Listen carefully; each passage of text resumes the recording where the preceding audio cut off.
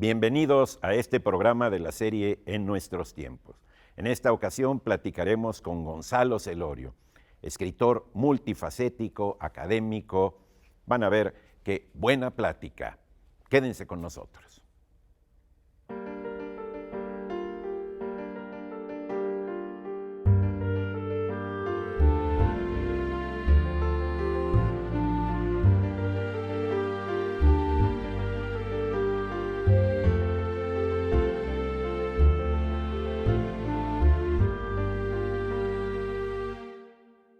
Gonzalo Celorio, muchísimas gracias por haber aceptado esta entrevista a este programa En Nuestros Tiempos. Muchas gracias a ti, Eduardo, por esta invitación. Estoy muy contento de estar aquí para platicar contigo. Yo estoy además nervioso, emocionado. Debo decirte que ya lo he dicho en otros lugares, en presentaciones de tus libros. Eres el escritor mexicano que yo más admiro. Me gusta mucho, realmente para mí es una delicia meterme en tus libros, ya sean de ensayo o narrativos o de viñetas o de lo que hagas. Y quisiera, siempre a la hora de hablar con los escritores, se habla un poco del contexto, de sus circunstancias, y yo quiero, también que platiquemos sobre los procesos de escritura para que quienes nos ven, pues sepan más esos entretelones, esos vericuetos, esos laberintos que hay, ¿no? Pero bueno, se supone que los orígenes explican algo de la actualidad, ¿no? Tú has escrito, has transitado por distintos géneros, pero sobre todo ahora que hay muchas cuestiones de fomento a la lectura con los niños, quisiera ver en tus orígenes, tú que vienes de una familia un poco numerosa, ¿sí? ¿Cuántos son? Somos 12, y yo soy el 11º. Mis padres se guiaban por esta divisa evangélica de que hay que tener los hijos que Dios nos mande, para mi fortuna, porque si no, no estaría platicando contigo, claro, querido Eduardo. Claro, si hubieras venido en estos tiempos, nada más hubiera habido unos 2 hijos por ahí, ¿no? Qué bien. Y ahí, un poco, ¿cuáles eran las lecturas? ¿Cuál es compartes esas lecturas? ¿Cómo te vas tú diferenciando, digamos, en ese regimiento o equipo de fútbol de 11, ¿sí? De los demás? ¿Qué lecturas había y cómo? Bueno, quizás lo primero que tenga que contar no tiene que ver tanto con la lectura, sino con la expresión oral, porque como mi padre ya era muy anciano cuando yo nací, era un poco más joven que yo ahora, pero ya en esos tiempos era ser un verdadero anciano. Quien fungió como mi padre intelectual fue mi hermano mayor, mi hermano Miguel, que me llevaba 22 años de edad, que son los mismos años que le llevo yo, curiosamente, a mi hijo primogénito. Y este hermano mío me adoptó realmente como su consentido entre todos los hermanos y me enseñaba a decir algunas frases muy elogiosas para él, con palabras muy cultas, muy prestigiosas, que yo no entendía, pero que repetía cada vez que él me preguntaba delante de sus amigos o de sus novias: ¿cuánto me quieres, Gonzalo? Y entonces yo ya sabía lo que tenía que responder, porque él me lo había enseñado y me lo había hecho memorizar, y le decía: te quiero hasta la última estrella de la Vía Láctea y te quiero hasta el último confín del universo. Y yo no sabía obviamente lo que era láctea ni lo que era universo, y menos lo que era confín. Pero a los 5 o 6 años de edad yo me di cuenta de que la utilización de esas palabras prestigiosas a mí me daban personalidad, me daban identidad y me procuraban afecto, y de alguna manera me diferenciaban de todos los demás hermanos. A mí a veces me dicen: ¿cómo te decían de chico? ¿Chalo? ¿No? A mí de chico me decían chiquillo de mierda. ¿Pero cómo que chiquillo de mierda? Sí, porque a mi padre ya se le arrebujaban todos los nombres en la cabeza y empezaba Miguel, Alberto, Carlos, Jaime, Eduardo, Ricardo, tú como te llames, chiquillo de mierda, ven para acá, ¿no? Entonces creo que mi primer contacto con la expresión literaria fue de carácter oral. Después, Eduardo, no soy muy diferente a los de mi generación y de las generaciones anteriores, porque más o menos leí lo mismo que leían los escritores de mi generación o los escritores anteriores. En mi casa, por fortuna, estaba la colección de los 20 tomos del Tesoro de la Juventud, que era un libro Magnífico, El Tesoro de la maravilloso. Juventud, que además traía mucha poesía. Sí, porque el libro, El Tesoro de la Juventud, a su vez estaba constituido por varios libros. El libro de la poesía, el libro de las narraciones interesantes, el libro de los hombres y las mujeres célebres. Incluía mujeres ahí. Y Y en véase esa el época. asunto de género tan importante hace tantos años. Y la poesía era maravillosa, ¿no? Ahí leí, no sé, Los motivos del lobo de Rubén Darío, que todavía guardo entre la lengua y el paladar, en la memoria del corazón, ¿no? El varón que tiene corazón de lis, alma de querube, lengua celestial, el mínimo y dulce Francisco de Asís está con un rudo y torvo animal. Bueno, eso yo me lo sabía desde que era niño, ¿no? Fíjate qué curioso, yo acabo de ver para un artículo que iba a escribir otra vez El Tesoro de la Juventud y me encontré algunos poemas de Espronceda, con La 10 canción del cañones pirata. por banda y el de los cosacos, y me di cuenta que me lo sé también. Claro. Ahí hay yo digo que ahí está la raíz de lo poético, es decir, la poesía tiene que ser pronunciada literalmente. Tú no la puedes glosar, no puedes contarla de manera aproximada, como cuando alguien canta una canción. Yo también declamaba, ¿sí? Pero nunca había advertido eso también, bueno, lo andamos teniendo en común por lo que veo por esta anécdota, ¿no? Claro, yo creo que la poesía tiene que ser reproducida con una absoluta fidelidad textual, porque si tú le cambias una palabra al poema, el poema se desbarata, porque está construido de tal manera que cada palabra es sustantiva. Incluso los adjetivos en la poesía son sustantivos, en el sentido de sustanciales. Tú al Quijote le puedes cambiar 40 palabras y el Quijote se sostiene, pero a un soneto de Sor Juana le quitas una palabra, no, con una sola y se viene abajo. Entonces, tú alguna vez me dijiste algo, hace ya muchos años, que no nada más la poesía tenía que tener esta reproducción de carácter literal, sino que todo aquello que nosotros sabemos de memoria, que no podemos alterar, es de alguna manera, por ese solo hecho, asunto poético. Y entonces, bueno, también la poesía es 3 por 8, 24, o Dios te salve María. Sí.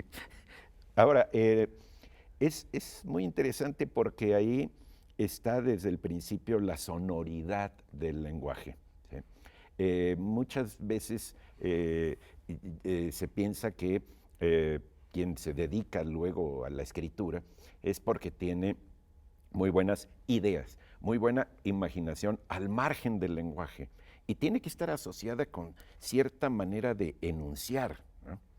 Tú ahí, digamos, recitaste en la escuela, luego, ¿cuáles son tus primeras experiencias ya literarias, digamos, más públicas, además de esta con el hermano Miguel, ¿no?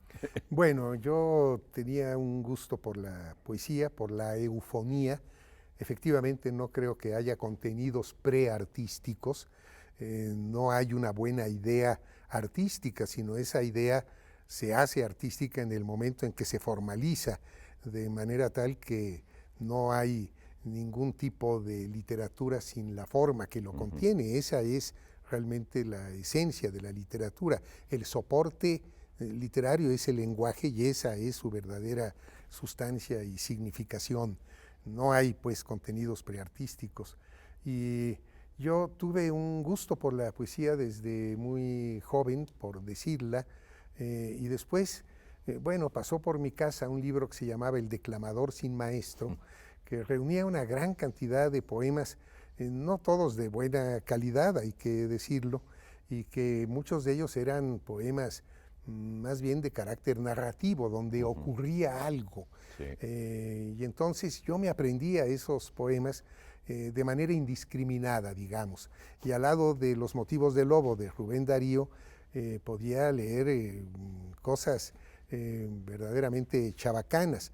algunas que podrían ser muy buenas en su momento, lo habían sido de poetas decimonónicos como Juan de Dios Peza, por ejemplo, Sí, claro, Juan de que Dios. después han sido revalorados. Yo he sido siempre una especie de romántico de closet, es decir, que no me atrevería a decir que me gustaban esos poemas, pero la verdad es que sí me gustaban y los leía y los declamaba en público también, y el solo hecho de memorizarlos enriquecía de alguna forma mi patrimonio verbal. Y ese patrimonio verbal pues me llevó realmente al estudio formal de la literatura, al gusto por leer y por escribir. Tuve otras lecturas, Eduardo, muy comunes a todos, como El Tesoro de la Juventud, pero también me leí todo Salgari y también me leí un libro maravilloso que también compartieron todos los de mi generación y de las generaciones anteriores, de Edmondo D'Amici, que es Corazón, diario de un niño, en donde recuerdo por lo menos dos cuentos maravillosos, uno que se llama De los Apeninos a los Andes, que es la historia de un niño que va de los Apeninos a los Andes en busca de su madre, y que cuando llega finalmente la madre, si mal no recuerdo, acaba de morir o está por morir en ese momento. Y otro que se llama El pequeño escribiente florentino, que es un muchacho que le ayuda a su padre, que es un rotulador de sobres, y el muchacho, para ayudarle a su padre, se desvela y entonces saca malas notas en la escuela, y el padre lo reprende injustamente porque el padre no sabe que el niño a escondidas adelanta el trabajo que el padre debería hacer. Bueno, es un libro en el que yo derramé verdaderas lágrimas. Todavía mi ejemplar está ondulado. De la misma manera que El Tesoro de la Juventud, ¿sabes a qué huele? Yo tengo la edición, como lo leyeron todos mis hermanos, huele a jabón. De veras, todavía tiene un rancio olor a jabón, porque siempre nos decían, muchacho, lávate las manos antes de agarrar el libro.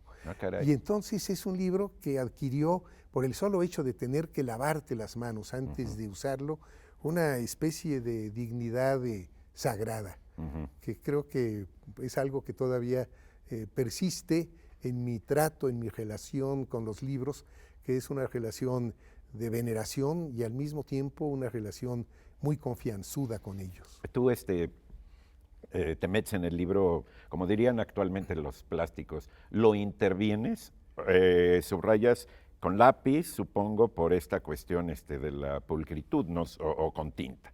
No, nunca subrayo con tinta, ni subrayo con estos baños amarillos que ahora se usan también, pero sí, no nada más subrayo con lápiz, sino escribo también y hago comentarios al texto que después en la relectura me resulta muy atractivo, porque también un libro va cambiando cada vez que lo lees y la relectura es otra siempre. Si el libro es bueno, porque uno también ha cambiado y tiene percepciones distintas, ¿no?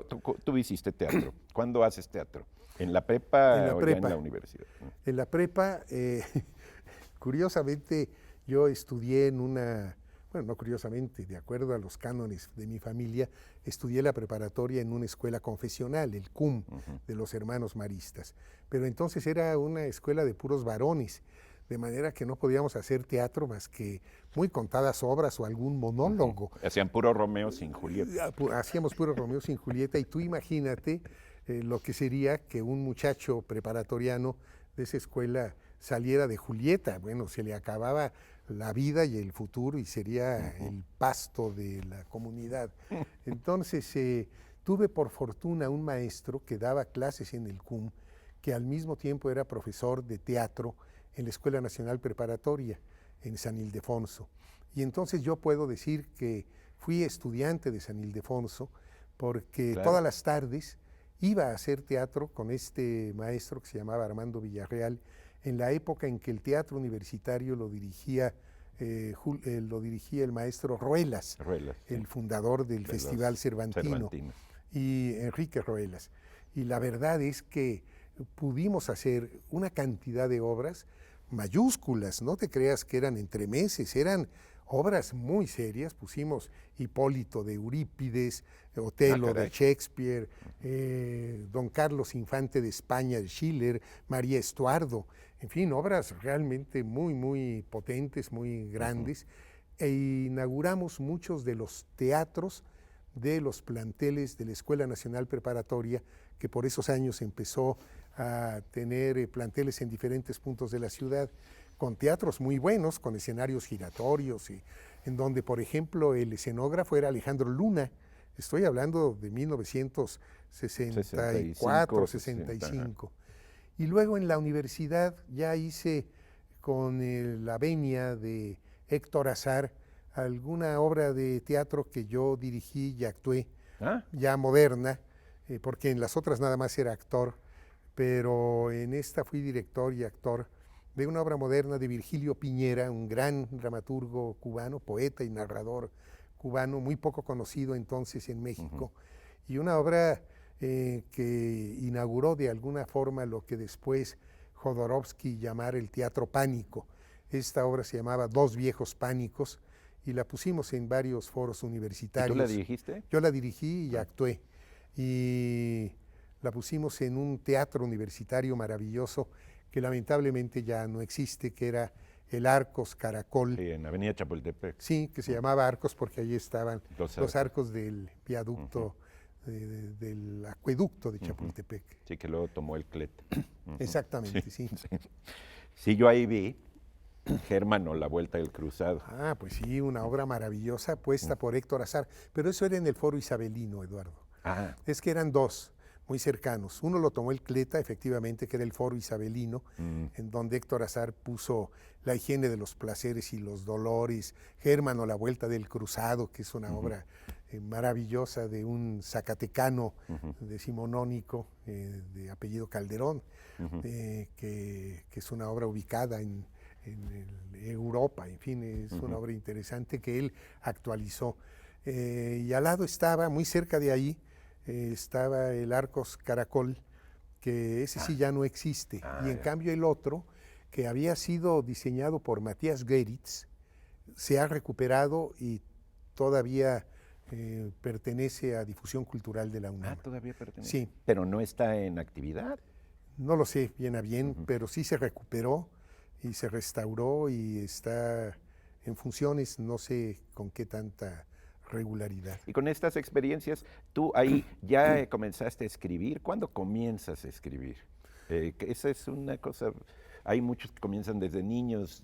Yo comencé cuando entré a la facultad, porque los demás escribían, pero tú con estas experiencias, ¿qué onda? No, yo escribí en la preparatoria realmente, algo en secundaria, pero en preparatoria ya escribí mis primeros textos y empecé a publicarlos en una revista de la propia preparatoria del CUM, que se llamaba Cum Laude, en donde yo no nada más, sí, en donde yo no nada más escribía, sino que también hacía dibujos y la ilustraba, porque tenía una gran afición por la pintura y por el dibujo. Y entonces ahí publiqué mis primeros textos. Recuerdo uno que decía ver o no ver, en lugar de ser o no ser. Y, en fin, bueno, recuerdo algunos textos de la preparatoria. ¿Eran narrativos? Eran narrativos y muy breves. Y después ya en la facultad rescaté algunos de esos textos y escribí otros y los publiqué en la revista Punto de Partida y algunos de ellos los leyó Juan José Arreola porque tuve el enorme privilegio de ser discípulo del taller de Juan José Arreola en la facultad, yo creo que en el año 69 o 70, y Arreola he de decir que era un gran maestro, porque era muy respetuoso del texto ajeno, era muy motivador, era un gran impulsor de la creación literaria, y leyó algún texto mío que se llamaba Ojos, que lo celebró, y me dijo que como yo con esa cara tan angelical podía escribir cosas tan monstruosas. Y yo nunca supe bien a ver si era una crítica o un elogio. O un elogio. Ahora es interesante porque ahí has de haber casado muy bien con Arreola, porque Arreola también es alguien de, digamos, de verbalidad en voz alta. Sí. su principal alimento literario está, yo creo, en la poesía, ¿sí? A pesar de que no escribe poemas, a pesar de que salga en la antología Poesía en Movimiento por ese ingrediente. ¿Sí? Estoy totalmente de acuerdo contigo, creo que la poesía de Arreola está en su prosa. A él no le molestaba hablar de prosa poética y la verdad es que era un gran prosista con una gran calidad poética. Yo acabo de dar un curso ahora, Eduardo, en la universidad, en la facultad, sobre Arreola y he llegado a una conclusión que puede ser quizás interesante, porque Arreola era muy riguroso en su escritura formal, sopesaba cada palabra, castigaba mucho sus textos, no hay ninguna coma que sobre ningún texto de Arreola. Yo estoy de acuerdo. Y sin embargo era una especie de incontinente verbal. Hablaba de una manera extraordinaria. Ya en la oralidad. En la oralidad. Y construía muy bien, pero no era un escritor castigado, sino todo lo contrario. Era realmente un incontinente verbal. Y yo creo que eso se empata con dos de sus actividades lúdicas, que eran el ajedrez por un lado y el ping-pong por el otro. Yo creo que Arreola escribía como ajedrecista. Y azar. Arreola escribía como ajedrecista y hablaba como jugador de ping-pong. Pero incluso no está nada mal esto ya a nivel de textos. Yo casi me sé, creo, no me lo he tomado, de memoria La jirafa del bestiario. Que se me hace un super texto de precisión verbal. Y hay en ese ajedrez, en ese tablero, está la estructura, también la de un poema. Y en el ping-pong está el juego y la elasticidad de la sonoridad. Sí, y la agilidad y la rapidez y la posibilidad de jugar mucho tiempo, ¿no? Sí, yo creo que Arreola era muy riguroso como un ajedrecista meditado para sus textos escritos y en cambio era muy libre en su expresión oral y muy ágil y muy activo. Yo coincido contigo que, bueno, creo coincidir porque no lo has dicho exactamente, pero al hablar de La jirafa y de Bestiario, yo creo que ese es un libro verdaderamente portentoso de Arreola, porque no hay desperdicio, todos los animales están descritos con una sabiduría, con una gracia, con una finura, con una ironía, con un gran sentido del humor y con una perfección verbal muy propia de la poesía. Esas imágenes del rinoceronte, por ejemplo, son verdaderamente extraordinarias, ¿no? Yo creo que tu prosa tiene un andamiaje poético en cuanto a la sonoridad y eso. ¿Has escrito poemas, digamos, poemas verticales, ¿sí? Poemas en verso? Sí, escribí en la preparatoria, pero tenían destinataria y nada más una destinataria, no podrían ser publicados porque eran realmente muy malos. Eran muy focalizados. Sí, sí, y no, lo intenté, pero creo que mi poesía está en la prosa también. Sí, claro, claro. Yo he hablado de la poesía de la prosa de Gonzalo Celor. Y eso lo compartes también con Julito Cortázar, uno de nuestros santos patronos. Sí, sí. Cómo no. Y no obstante, bueno, Arreola decía, bueno, puede aparecer en antologías de poesía. ¿No? Pero es cierto lo que dices de Cortázar, porque, por ejemplo, Rayuela no creo que sea una gran novela. Sí. Y lo que estoy diciendo es muy iconoclasta, después de haber sido tan devoto lector de Rayuela. Sí, yo estoy de acuerdo. Pero lo que es cierto es que es un conjunto de textos sí. Maravillosos, y si uno se acuerda del capítulo 7 es por algo, Sí. de Toco tu boca, apenas toco tu boca, etcétera, o del 68 o del 41, en fin, son capítulos que conservan el resplandor propio de la poesía y la autonomía de un poema, cada uno de ellos en particular. Como ¿no? si fuera una colección de prosas poéticas. Sí, sí. Realmente de la cual uno arma luego una secuencia argumental. Claro, claro. En la que a fin de cuentas no importa mucho qué le pasa a la maga. ¿Sí? No, pues no, tampoco importa si le encontró o no. ¿O no la encontró? Es la pregunta. Claro. Lo bonito es hacer la Sí. pregunta. Muy bien. Y ahí en la facultad, además, digamos, de este taller de Arreola, ¿tú hacías como un taller con amigos, amigos escritores, o no? ¿O eso lo hacías ya, digamos, caseramente? No, teníamos un grupo que hacíamos una revista que se llamaba Tlamatine y pues ahí participábamos varios compañeros de la generación. Solamente recuerdo a uno, que es Álvaro Gutiérrez, un poeta nicaragüense, que se regresó a Nicaragua y ya ves que en Nicaragua, como se dice, todos son poetas hasta que no demuestren lo contrario. Y entonces ahí hay una gran producción poética, lo he visitado en Nicaragua y bueno, es un poeta importante y significativo, pero no fue una generación que haya prendido. Yo creo que por una razón extraliteraria y más bien de carácter político, Eduardo. Creo que tuvo mucho que ver, sin lugar a dudas, el movimiento del 68 y la masacre del 2 de octubre, porque yo estoy convencido de que este fue un movimiento gregario. Por primera vez había una participación colectiva, juvenil, entusiasta, vigorosa, con un desideratum, digamos, ¿no? Más que un plan de acción, con un desideratum. Más bien una...